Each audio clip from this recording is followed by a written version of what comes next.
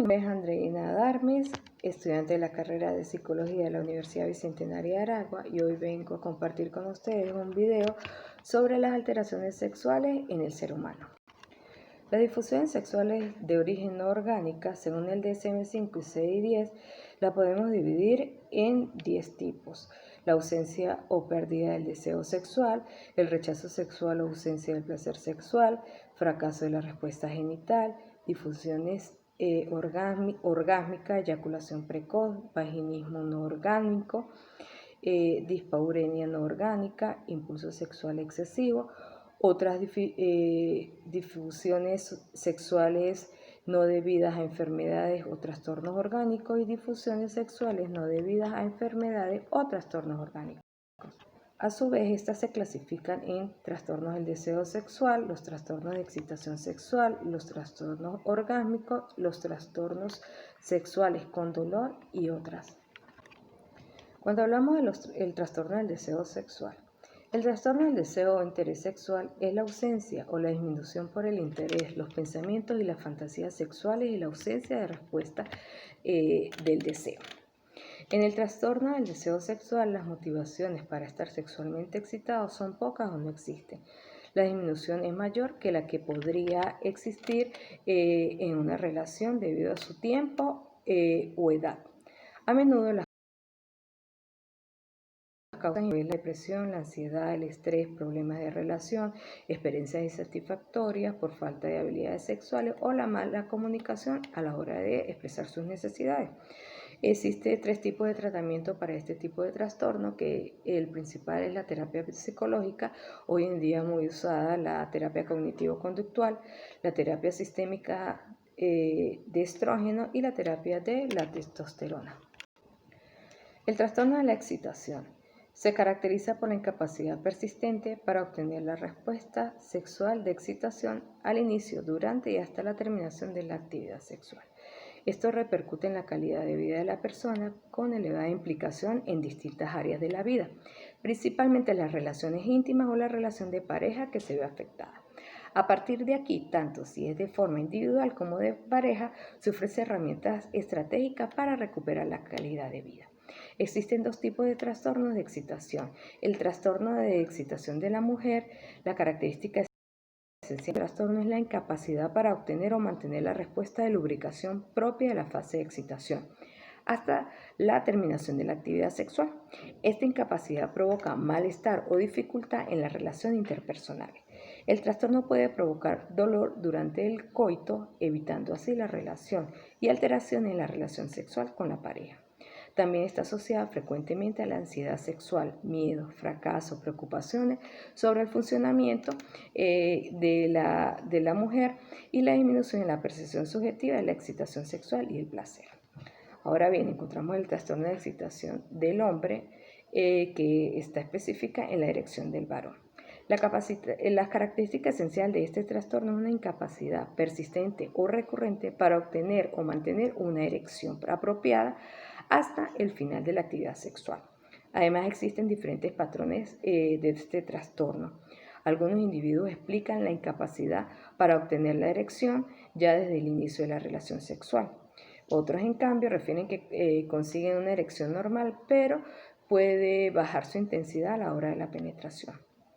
Algunas personas pueden obtener una erección suficiente para la penetración, pero la pierden antes o durante el coito. Otras son capaces de presentar erecciones solo durante la masturbación o por las mañanas. El orgasmo se caracteriza por la falta o el retraso del clímax sexual, aun cuando la estimulación sexual es suficiente y se está sexualmente y mentalmente y emocionalmente excitado. Es posible que el canto termina demasiado pronto, si no hay estimulación erótica suficiente o si se teme perder el control o dejarse ir.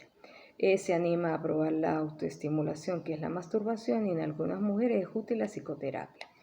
Las que tienen trastorno de orgasmo no pueden tener un orgasmo bajo ninguna circunstancia, ni siquiera cuando se están masturbando o aunque estén muy excitadas. Sin embargo, en general no se alcanza el orgasmo porque no se está suficientemente excitada, lo que se considera un trastorno de excitación y no un trastorno orgánico. Las causas de este trastorno son las relaciones sexuales que acaban siempre antes de que la mujer se excite lo suficiente por la eyaculación antes de tiempo, juegos eróticos previos insuficientes, desconocimiento del funcionamiento del organismo genital, falta de comunicación, problemas de relación por conflictos no resueltos o falta de confianza, ansiedad por el rendimiento sexual, miedo a dejarse llevar, a hacerse vulnerable y no tener control, experiencias físicas o emocionales traumáticas como abuso y los trastornos psicológicos como la depresión. El trastorno por dolor sexual. Este trastorno se refiere al dolor al realizar el coito o al intentarlo. En muchos casos el dolor hace imposible la penetración. El vaginismo, la causa del dolor sexual más frecuente, se produce por un espasmo involuntario de la musculatura vaginal que impide realizar el coito y a menudo también introducir tampones, dedos o realizar la exploración. Sus causas pueden ser variadas. El dolor sexual que impide el coito se explica por determinadas condiciones psíquicas, como la ansiedad, la educación sexual inadecuada, los antecedentes de traumas sexuales o los conflictos de pareja, que puede unirse a causas físicas como la falta de lubricación, infecciones vaginales, cicatrices, endometriosis, irritaciones por espermaticidas o látex, quistes ováricos o retroversión uterina. Los trastornos que provocan el dolor durante la relación sexual inciden en forma negativa en la frecuencia y en la satisfacción sexual de la persona, un síntoma de diversas patologías de etiología orgánica o psicológica o mixta. Es necesario el correcto abordaje clínico y manejar todos los diagnósticos diferenciales en vista al correcto diagnóstico, sin olvidar las repercusiones psicoemocionales ni las difusiones de la pareja. Necesariamente exige abordaje interdisciplinario para un correcto diagnóstico donde va a entrar el médico, sexólogo, ginecólogo y el psicólogo. En esta lámina podemos observar las características de la dispareunia y el vaginismo, que son las dos características principales del trastorno del dolor sexual. Ahora bien, al hablar del trastorno de orientación sexual, las parafilias. Los trastornos parafílicos son fantasías recurrentes e intensas de excitación sexual, pulsiones o comportamientos sexuales angustiosos o incapacitantes que involucran objetos inanimados, niños o adultos sin consentimiento, sufrimiento de uno mismo o de la pareja con probabilidad a causar daños. Los patrones de excitación sexual no convencionales en las parafilias se consideran un trastorno patológico solo cuando son intensos y persistentes, provocan una angustia o un deterioro significativo en las áreas sociales, laborales o de otras áreas importantes en su funcionamiento, o dañan o tienen el potencial de dañar a otras personas. Ahorita a continuación vamos a ver las parafilias más usuales que vemos en nuestro cotidiano vivir. La pedofilia se caracteriza por fantasías, impulsos o conductas sexuales excitantes, intensas y recurrentes, que involucran a adolescentes, prepúberes o jóvenes, generalmente menores a los 13 años. Se diagnostica solo cuando la persona tiene menos de 16 años y son 5 años mayores que el niño, blanco de la fantasía o conducta. La mayoría de los pedofilios son varones. La atracción puede ser hacia niños o niñas pequeñas o ambos sexos, pero los pedofilios prefieren niños del sexo opuesto en una relación 2 a 1. En la mayoría de los casos el adulto conoce al niño y mantiene una relación familiar como los padrastros o personas que tengan autoridad en ellos. El mirar o tocar parece más prevalente que el contacto genital. Los pedofilios exclusivos se sienten atraídos por los niños y en algunos se sienten también atraídos por adultos y en algunos cuando la relación se vuelve más de incesto.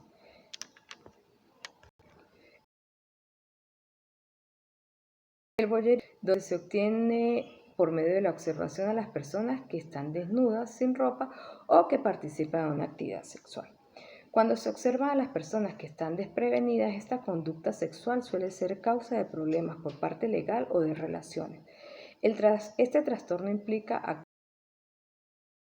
actuar con fantasías sin el consentimiento de la otra persona, o experimentan malestar significativo o deterioro funcional debido a las condiciones y deseos e impulsos que deben ser cubiertos a raíz de la observación de la persona. Ellos llegan a obtener la satisfacción sexual por medio de la observación. El travestismo implica una excitación sexual recurrente e intensa a partir del uso de prendas del sexo opuesto que puede manifestarse con fantasías, impulsos o comportamientos. Esta provoca malestar y deterioro significativo a la persona. El exhibicionismo se caracteriza por conseguir la excitación sexual a través de la exposición de los genitales, habitualmente ante un extraño que está desprevenido. También puede referirse a un deseo potente de ser observado por las demás personas mientras se hace la actividad sexual. Este trastorno implica actuar sobre estos impulsos sin el consentimiento de otras personas o experimentar malestar significativo o deterioro funcional debido a tales impulsos. El exhibicionista habitualmente es el varón. Expone a sí mismo o mientras tiene las fantasías de exponerse ante otras personas. Puede ser considerada esta una necesidad de sorprender, de escandalizar o de impresionar a la persona que lo ve de manera involuntaria. El masoquismo es la participación intencional en una actividad en la cual el sujeto es humillado, golpeado y atado o es objeto de algún otro tipo de abuso para experimentar excitación sexual. Este trastorno provoca malestar significativo a la persona. Se puede buscar a una pareja que pueda ser un sádico sexual utilizando las siguientes situaciones: el amarrado, el vendaje de los ojos, azotes, flagelación con látigo, humillado con orina o defecación, obligado a trasvestirse o ser parte de una violación simulada. El diagnóstico de este trastorno debe cumplir con los siguientes criterios. Los pacientes se han excitado repetida e intensamente al ser humillados, golpeados, atados o maltratados. La excitación se expresa en forma de fantasía, impulso intenso o comportamiento. Su fantasía, impulso intenso o comportamiento causa una angustia significativa o deterioro en el funcionamiento en el trabajo, en situaciones sociales o en otras áreas importantes. La afección ha estado presente más. Cuando hablamos del sadismo sexual, consiste en infligir un sufrimiento físico o psicológico en otra persona para estimular la excitación sexual y el orgasmo. El trastorno del sadismo sexual provoca malestar significativo y deterioro funcional significativo o que se lleva a cabo sin el consentimiento de otra persona. Es particularmente peligroso cuando se une con el trastorno de personalidad antisocial y esta combinación de trastornos psiquiátrico. El fetichismo es algo que intensifica y maximiza la fantasía y los deseos en el ámbito sexual para un individuo. Estos objetos son variables para cada individuo, pero por lo general son ropa, zapatos, medias, ropa íntima y objetos inanimados. La más frecuente. Dentro de este concepto se incluyen las partes del cuerpo que no participan en el proceso de reproducción. Desde un fetiche entendible dentro de lo que cabe hasta el fetiche que rasga a lo extremo como partes faltantes, extremidades, cabello y heridas, cicatrices. También cabe resaltar que se fetiche el uso de dildos y de vibradores. El froterismo consiste en frotar literalmente sus genitales contra las caderas, nalgas o brazos, principalmente de la víctima. Puede incluso acariciarse sus órganos e incluso zonas paragenitales. El individuo desarrolla una excitación sexual al frotarse contra una persona que no está consciente del hecho y ha cedido de forma repentina a dicho impulso. Por último, dentro de las parafilias más conocidas encontramos la zoofilia, que es un trastorno en el cual los animales son usados para lograr la excitación sexual. Ahora bien, entramos al punto de los trastornos psicológicos del comportamiento asociado con el desarrollo y la maduración sexual. Se trata de condiciones médicas que involucran el sistema reproductivo de ambos sexos. Estos términos se refieren a las condiciones congénitas en las que el desarrollo sexual cromosómico, gonadal o anatómico es atípico.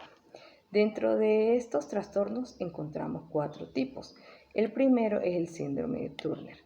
Las pacientes afectadas carecen total o parcialmente de uno de los cromosomas sexuales y tienen un aspecto femenino. Sin embargo, los pacientes afectados no pasan por la pubertad en un 75% de los casos o experimentan una menopausia a edades tempranas. El segundo es la hiperplasia suprarrenal congénita, conocida como CAH, y el síndrome de insensibilidad a los andrógenos, conocida como AIS. Son rasgos anatómicos que no son considerados con los cromosomas sexuales. Cuando hablamos del CAH, hace que una persona con cromosomas femeninos XX tenga un cuerpo y genitales que tienen una forma algo masculina. Cuando hablamos del AIS, una persona con cromosomas masculinos XY no responde de manera habitual a la testosterona. Esto da como resultado un cuerpo con un grado variable de apariencia femenina. Como segundo encontramos la hipogonadismo hipogonadotrópico congénito. Este trastorno del desarrollo debido a la falta de activación en los defectos de las neuronas hipotalámicas que segregan la hormona liberadora de gonadotropina. Si no son tratados correctamente, todos estos individuos experimentan serias consecuencias neuropsicológicas debido a la evidencia diferencial en la parte corporal con respecto a sus pares. Y los transgéneros, el término género no conforme, se utiliza para describir a individuos cuya identidad, papel o expresión de género diferente a lo que es normativo para su género asignado a la hora de su nacimiento, en determinadas culturas y periodos históricos. Finalmente encontramos los trastornos de identidad de género. Son trastornos en los que el individuo se identifica de un modo intenso y persistente con el otro sexo, junto con el malestar persistente por el propio sexo anatómico, el asignado, o un sentimiento de inadecuación en el papel de su sexo. Los antecedentes y un examen psiquiátrico confirman el deseo persistente de pertenecer al sexo opuesto. Este trastorno describe un conflicto entre el género físico o manifiesta que presenta la persona por su autoidentidad. Por ejemplo, una persona identificada como hombre puede sentirse y actuar como si fuera una mujer. Esto es diferente al hombre, que el homosexual casi siempre se identifica con su sexo o género manifiesto. El sentimiento de estar en un cuerpo de género equivocado debe persistir por lo menos 2 años para ser diagnosticado. Espero que la información manejada en este video haya sido significativa para ustedes. Gracias.